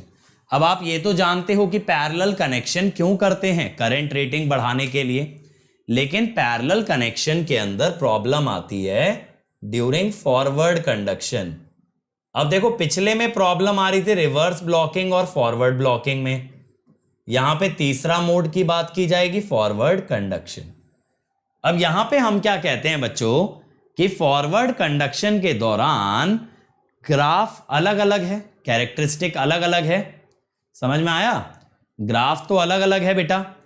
अब ग्राफ अलग अलग है, इस कारण से पैरेलल में जब इनके अक्रॉस वोल्टेज सेम भी हो, वोल्टेज अगर सेम भी हो तो भी इनका करंट अलग अलग आता है। देखो करंट अलग अलग आ रहा है ना सेम वोल्टेज पे, तो हम क्या बोलते हैं, ड्यू टू, और बेटा हमारी क्लास 1.5 घंटे की होती है रोज की, पहले 1 घंटे लेते थे तो तुम कहते थे सर ज्यादा पढ़ाया करो, जल्दी कराया करो, अब 1.5 घंटे लेते हैं तो कहते हो कि सर जल्दी क्लास खत्म किया करो। भाई क्या करें, या तो ऐसा बोल दो कि सर 67 मिनट की क्लास लेनी है, डॉट एकदम एग्जैक्ट।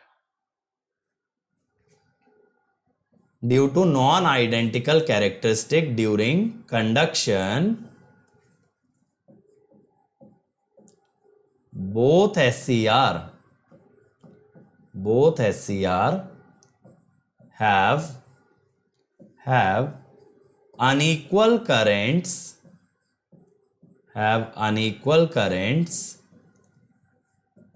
even at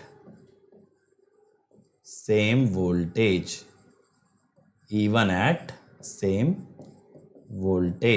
ठीक है, अनइक्वल करंट होते हैं भले ही वोल्टेज सेम हो जाए। तो बेटा यहां पे भी प्रॉब्लम है, क्योंकि एक SCR हो सकता है ओवरलोड हो जाए और दूसरे पे SCR आपका उसके रेटेड से कम हो, SCR पे करंट रेटेड से कम हो, तो यहां पे 1 SCR माइट गेट ओवरलोडेड।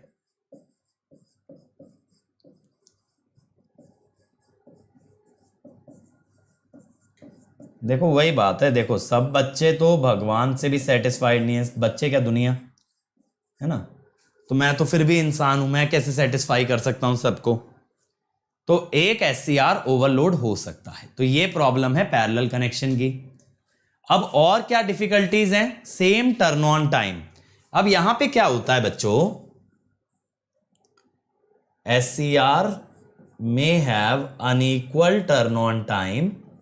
भाई सबका टर्न ऑन टाइम तो इक्वल नहीं हो सकता, मैंने पहले भी बताया सारे SCR एक जैसे नहीं हो सकते। अगर SCR का टर्न ऑन टाइम अनइक्वल हुआ, that is suppose 1 SCR turns on later than other SCR। अब भैया जैसे ही SCR ऑन हो गए, आप जानते हो उनका फॉरवर्ड वोल्टेज गिर जाता है, ठीक है, नेगेटिव रेजिस्टेंस कैरेक्टरिस्टिक के चक्कर में उनका वोल्टेज गिर जाता है एकदम से। तो यहां पे क्या हुआ, as soon as, देखो ध्यान से सुन लो, as soon as some SCRs turn on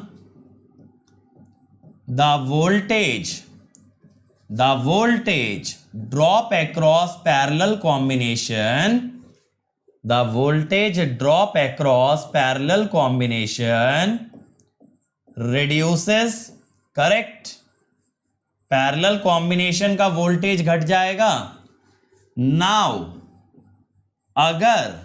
अगर बेटा if voltage becomes less than finger voltage, अगर वोल्टेज फिंगर वोल्टेज से कम हो गया तो other SCR will fail to turn on. मैंने फिंगर वोल्टेज क्या बताया था? मिनिमम वोल्टेज जिसपे कि गेट ट्रिगरिंग काम करेगी।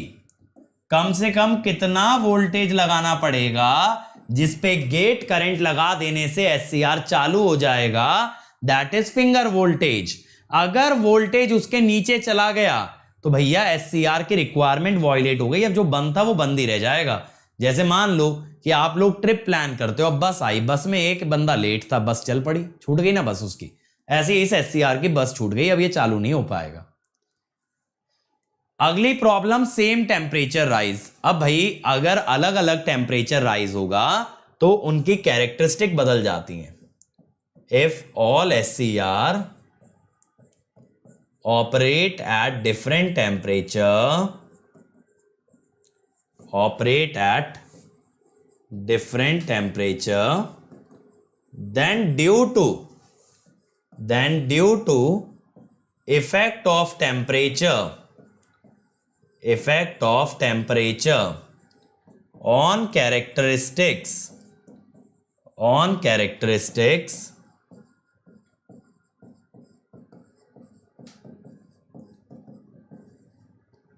the characteristics may change leading to non-uniform current distribution। समझ गए भैया? कैरेक्टरिस्टिक पहले ही अलग थी, अब अलग अलग टेम्परेचर से और अलग अलग हो गई, तो ये तो समस्या हो गई ना। जितना डिफरेंस होगा कैरेक्टरिस्टिक में उतना ही करंट डिस्ट्रीब्यूशन भी नॉन यूनिफॉर्म बनेगा। तो इसको मिटिगेट करने के लिए बेटा, to avoid this, SCRs must be mounted on same heat sink, mounted on same heat sink, same heat sink पे माउंट कर दो, सबका टेम्परेचर सेम रहेगा। समझ गए? सबकी हीट सिंक, वो जो मेटल वाला पार्ट है वो अलग अलग मत रखो, एक बड़ी सी डिस्क ले लो, उसी पे सारे SCR अपने जमा लो। यूनिफॉर्म करंट शेयरिंग, अब बेटा ये तो आप जानते हो, due to non uniform characteristics या due to non identical characteristic, ये तो मैं पढ़ा चुका ना। Current distribution is non uniform. ठीक है, अभी तो दिखाया मैंने कि सेम वोल्टेज पे अलग अलग करंट आ रहा था।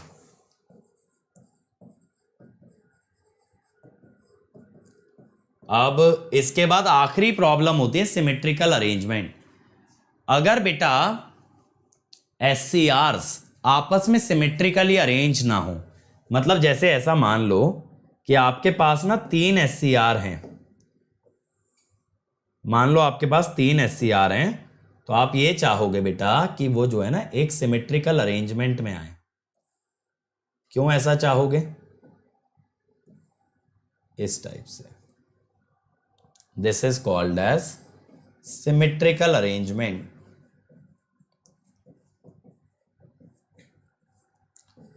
ये सिमेट्रिकल अरेंजमेंट क्या चीज है?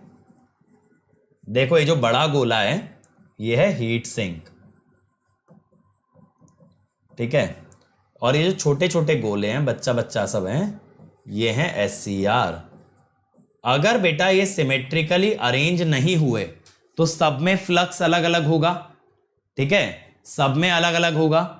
अब सब में अगर अलग अलग फ्लक्स होगा तो सब में करंट भी अलग अलग होगा। सब में अगर करंट अलग अलग होगा तो वही प्रॉब्लम आ गई। तो हम क्या कहते हैं? If SCR are not arranged are not arranged symmetrically, then each one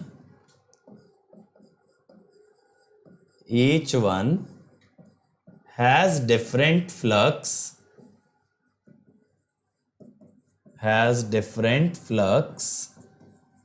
and hence different current is induced in each of them.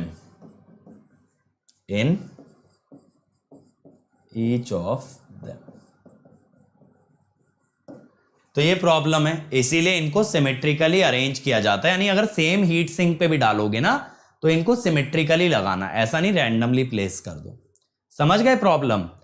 अब इसके अंदर बेटा क्या करते हैं ना, एक रिएक्टर या इंडक्टर लगा देते हैं। इसको आप रिएक्टर बोल सकते हो। इससे होता क्या है, समझना मेरी बात को। इससे होता क्या है, मान लो इसका करंट है I1, इसका करंट है I2। Suppose mid point reactor बोलते हैं। Suppose if I1 increases, I2 decreases.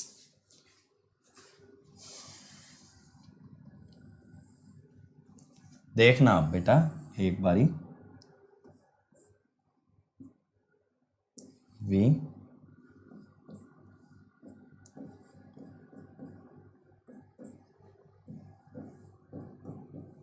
ठीक है।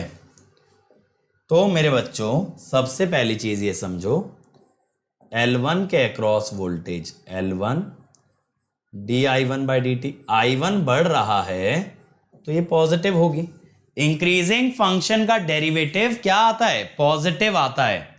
ठीक है, इंक्रीजिंग फंक्शन का डेरिवेटिव क्या आता है, पॉजिटिव आता है।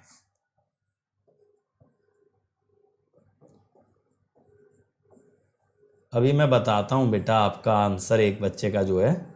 और डिक्रीजिंग फंक्शन का डेरिवेटिव नेगेटिव आता है। डिक्रीजिंग फंक्शन का डेरिवेटिव नेगेटिव आता है। अब विष्णु का डाउट है कि सर हीट सिंक तो एनर्जी एब्जॉर्ब करता है, हीट एब्जॉर्ब करता है, तो रिलीज किस फॉर्म में करता है? विष्णु चाय पीते हो बेटा? बताओ, चाय पीते हो विष्णु? जल्दी से मुझे चैट में कंफर्म करो, इतने मैं आगे पढ़ा रहा हूं। अब देखो बेटा, यहां VT1 है, V माइनस VL1, VT2 है V माइनस VL2। तो बेटा VL1 पॉजिटिव होने की वजह से VT1 घट जाएगा क्योंकि VL1 पॉजिटिव है, और VL2 नेगेटिव होने की वजह से VT2 बढ़ गया। ठीक है, बताओ भाई विष्णु। चलो चाय तो पीते हो। अब चाय पीते हो तो बेटा उसके अंदर जो चाय होती है उससे हमारा ग्लास गर्म हो जाता है। अगर स्टील के ग्लास में पियो तो मुझे ये बताओ वो ग्लास फिर ठंडा कैसे होता है, बताना सोच के।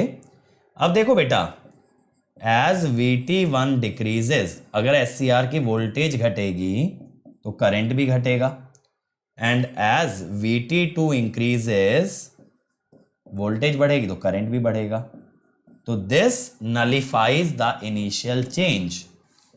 आपने इनिशियली I1 को बढ़ाया था ना, तो इंडक्टर ने उसे कैंसिल कर दिया। नलिफाइज द इनिशियल चेंज। समझ गए? समझ गए भाई किस तरह से इंडक्टर ने काम किया? जो करंट आपने बढ़ाया, इंडक्टर ने उस SCR का वोल्टेज कम कर दिया। वोल्टेज कम करने से क्या हुआ, उसका करंट ऑटोमेटिक कम हो गया। विष्णु कह रहे हैं भाई चाय से जो गर्म होता है ग्लास, वो हीट रेडिएट हो जाती है एटमॉस्फेयर में। तो विष्णु कुछ ऐसा ही हीट सिंक में भी होता है बेटा, बस वहां पे SCR हमारा चाय नहीं पीता, SCR के अंदर पावर डिसिपेट होती है ना। चलो आ जाओ भाई, पहला क्वेश्चन आज का ये हो गया आपका SCR पूरा। कल के लेक्चर में मैं आपको अदर थायरिस्टर्स के बारे में बात करूंगा, GTO, ट्रायक, RCT, ये सारी चीजें कल बात करेंगे।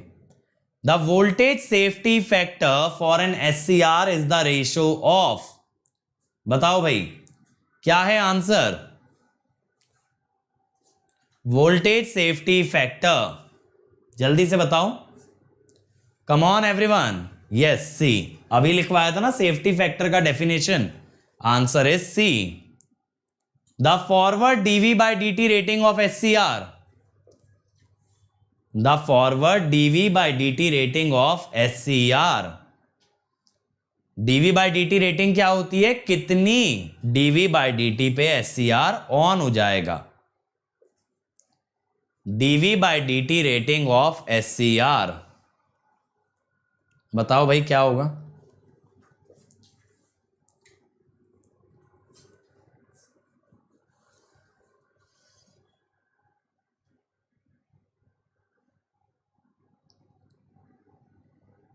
टू का सी।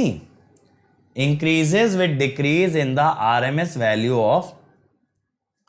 मेरे हिसाब से इसका आंसर बी होगा। क्यों? देखो, as temperature increases more charge carriers are generated. More charge carrier are generated.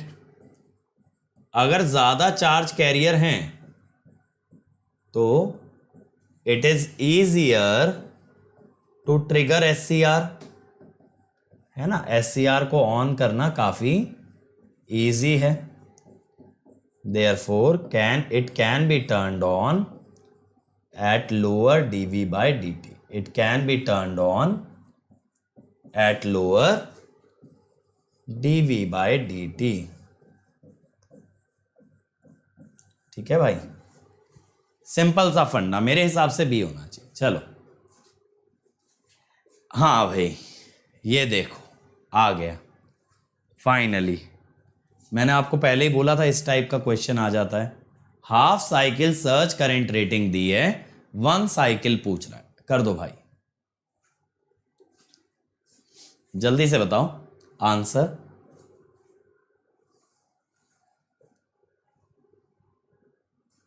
इतनी जल्दी श्रुति बेटा, कैलकुलेटर भी तो लगा होगा इसके अंदर। बिना कैलकुलेटर के पेल दिया सवाल। वैसे बिना कैलसी के भी हो ही जाएगा, बट श्रुति आपका गलत है बेटा। बिना कैलसी के बन तो जाएगा ये, लेकिन श्रुति का आंसर सही नहीं है। बाकी लोग बोलो भाई। अब तो ये बहुत पक्की तरीके से समझा दिया ये कॉन्सेप्ट। चलो फटाफट बताओ आंसर।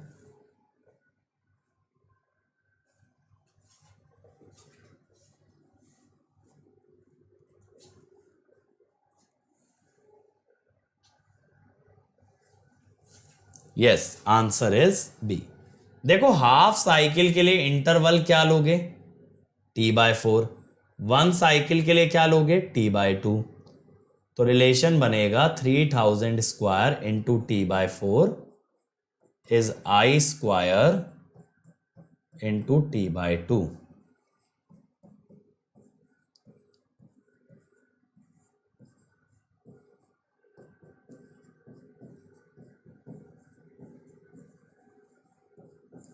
To 121.32 ampere. ठीक है, अगला। The term use to measure the degree of utilization of SCR connected in series and parallel is. बताओ भाई, ये तो आपके लिए बहुत इजी है। जल्दी से लिख दो चौथे का क्या है। ये तो बहुत इजी क्वेश्चन हो गया आपके लिए, फटाफट बता दो यार। Yes, string efficiency. बहुत ही बढ़िया। ठीक है, लास्ट क्वेश्चन भाई। स्ट्रिंग एफिशिएंसी निकलवा रहा है, जल्दी से बता दें बच्चों आंसर क्या आ रहा है। स्ट्रिंग वोल्टेज दिया है, हर एससीआर का वोल्टेज दिया है, स्ट्रिंग एफिशिएंसी मांग रहा है। Come on.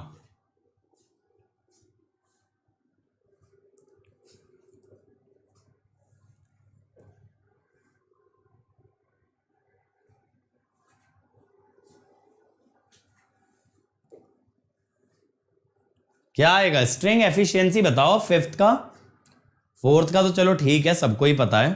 फिफ्थ का बोलो क्या आएगा?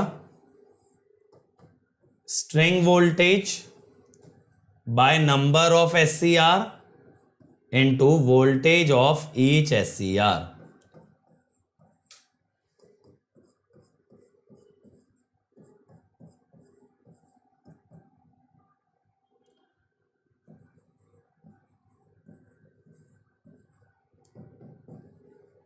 54 167 बी। ठीक है, आंसर विल बी बी। समझ गए ना कैसे, बहुत इजी है। क्लियर है भाई। तो यहां SCR खत्म होता है। अब अगले लेक्चर के अंदर हम बात करेंगे SCR जैसे और उसके परिवार के लोगों की, यानी GTO, ट्रायैक, ये सारी चीजों की। ठीक है भाई। और देखो मेरी स्पेशल क्लासेस अगर अटेंड करनी है अनअकैडमी ऐप पे, तो ये लिंक है, यहां पे जाओगे तो अपकमिंग में मेरी स्पेशल क्लासेस आप पाओगे। ठीक है, अपकमिंग के अंदर। अदर देन दिस बेटा, आपके लिए 20 जून को हो रहा है कॉम्बैट एट 11 AM। तो इस कॉम्बैट का हिस्सा बनेंगे सभी लोग और इसमें एनरोल कर लेना using the code Ankit ESE, ताकि मुझे पता चल पाए मेरे बच्चों ने कैसा परफॉर्म किया है। अच्छा करोगे तो you can even get 100% discount on subscription. ठीक है शिव बेटा, मेरे टेलीग्राम चैनल पे आपको कांटेक्ट मिल जाएगा, आप बात कर सकते हो। 9 जून से बेटा ये बैच स्टार्ट हुआ है। अब अगला बैच आ रहा है 23 जून से। वो 23 जून से जो बैच आ रहे हैं दे आर आरोहन एंड लक्ष्य, और वहां पे आपका कोर्स जल्दी कराया जाएगा as compare to this batch. इसके अंदर कॉम्प्रिहेंसिव होगा, वहां क्रैश नहीं होगा, पढ़ाया सब कुछ जाएगा, लेकिन थोड़ा सा फास्ट वे में। ठीक है भाई। और बेटा प्राइजेस बढ़ने वाले हैं, ये बात को याद रखें, प्राइजेस बढ़ने वाले हैं। लेकिन मेरा मशीन का प्लस पे कोर्स आ रहा है 170 आवर्स का। अगर लाइव मुझसे पढ़ना है तो जल्दी से ज्वाइन कर लो बिफोर प्राइजेस इंक्रीज। और डिजिटल नोट्स भी ऐड होने वाले हैं, जो आपको लेक्चर के बाद किसी कॉन्सेप्ट को और डिटेल में समझने में मदद करेंगे। अगर अभी ज्वाइन करते हो अंकित ESE से तो 1 year fees is 27,225, 18 months 34,650, 2 years 39,600। तो बेटा आप 2 इयर्स के लिए जाइए, पर मंथ फीस मिनिमम है और आप इसको इंस्टॉलमेंट में पे कर सकते हो। Iconic for 1 year 45,225, 2 years 66,600। Again go for 2 years. और ये मेरी अनअकैडमी प्रोफाइल है, अगर मुझसे चैट करनी है तो you can send me message here. और ये मेरा टेलीग्राम चैनल है, जहां पे आपको मेरे सभी नए कोर्सेज की प्लस पे यूट्यूब पे सब चीजों की इंफॉर्मेशन मिल जाएगी। So thank you everyone. Like share subscribe करना ना भूलें और कमेंट जरूर करें वीडियो के नीचे की लेक्चर कैसा लगा। अब हम लोग कल मिलेंगे सेम टाइम सेम प्लेस, और रात को 11 बजे लर्न इंजीनियरिंग का वीडियो आएगा, वो जरूर देखना बच्चों, क्योंकि आज आपको मैं बताऊंगा इंडक्शन स्टोव कैसे वर्क करता है। शिव बेटा जो टेलीग्राम का लिंक है उसे ब्राउजर में डालो, चाहे मोबाइल के चाहे लैपटॉप के, it will automatically open Telegram. चलो थैंक यू एवरीवन।